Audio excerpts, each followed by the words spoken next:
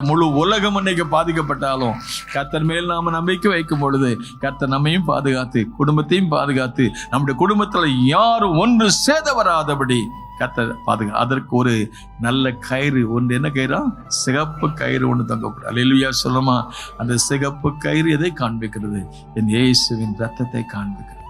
நமக்கு ஒரு சிகப்பு கயிறு, நமக்கு இயேசுவின் ரத்தம் நமக்காக சிந்தப்பட்டதுனால அந்த இயேசுவின் ரத்தத்தை நான் விசுவாசித்து பார்க்கும்போது எனக்கு ஒரு வழி, என் குடும்பத்திற்குள்ள முழு உலகமே நாசமானாலும், இப்போ ஈரானுக்கும் அமெரிக்காவுக்கும் இன்றைக்கு சண்டை, ஆனால் யுத்தம் இவைகள்லாம் நடந்தாலும் வேதம் சொல்லும் மத்தேயு 24:7 வாசித்து பார்க்கும் கடைசி நாட்கள்ல யுத்தங்களுடைய செய்திகளையும் கேள்விப்படுவீர்கள். இதெல்லாம் நாம எல்லாம் கேள்விப்படும் போது, அன்னைக்கு ராகாப் கேள்விப்பட்டா ஒரு எரியோவுக்கு விரோதமா யுத்தம் வரப்போகுது, அந்த யுத்தத்துல இந்த முழு மக்களும் அழிக்கப்படுவாங்க, ஆனா நானும் என் வீட்டாரும் அழிக்கப்பட மாட்டோம், ஏன்னா எங்களுக்கு ஒரு ரத்தம் சிந்தப்பட்ட ஒரு கயிறு எங்களுக்கு தொங்குது.